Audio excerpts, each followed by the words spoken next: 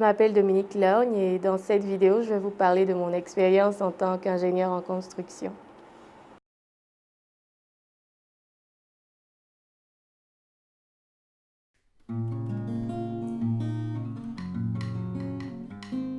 Alors, je suis arrivée aux États-Unis, plus précisément au Texas, en 2010, et j'ai commencé une formation d'ingénierie.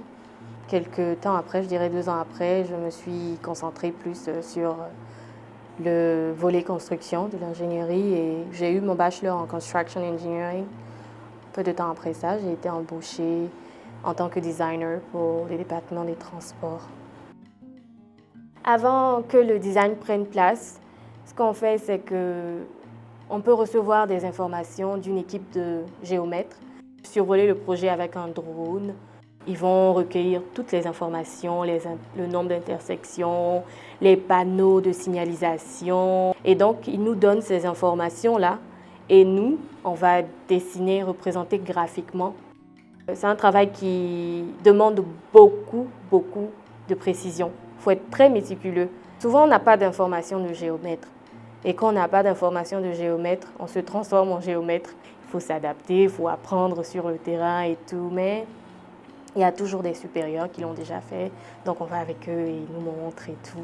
Et donc, on utilise beaucoup de GPS, on utilise Google Earth pour voir, visualiser notre route et transmettre cette visualisation-là sur les plans.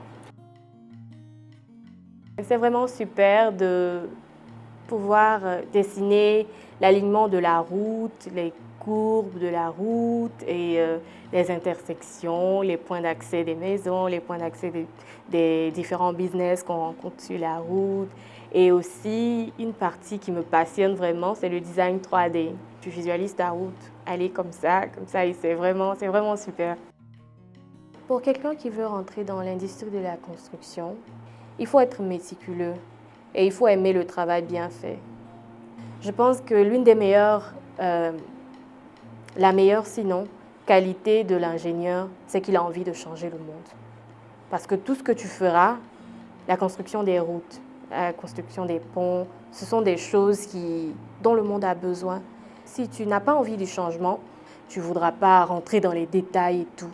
Mais si tu as cette graine du changement, tu voudras t'assurer que ton travail est parfait parce qu'il va contribuer à un changement quelque part, aussi petit qu'il soit.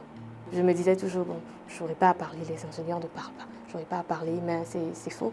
Il faut parler avec les personnes avec qui tu fais le projet. Il faut avoir la capacité d'interagir avec les autres. L'une des choses importantes que je voudrais dire, c'est qu'il ne faudrait pas que les filles pensent que c'est un travail d'homme. Parce qu'il y a des filles qui sont passionnées de sciences et pensent que ingénierie, c'est un travail d'homme et tout.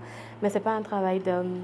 Je travaille avec 2 ingénieurs qui sont des femmes et elles m'inspirent tous les jours que Dieu fait.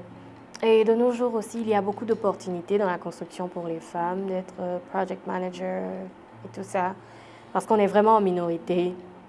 Et alors pour celles qui sont intéressées, celles qui veulent faire ingénierie, ne vous dites surtout pas que c'est un métier d'homme, parce que ce n'est pas un métier d'homme. Tout le monde peut le faire. Il suffit d'avoir la passion pour ça. Et avec la passion et de la détermination, on peut tout faire.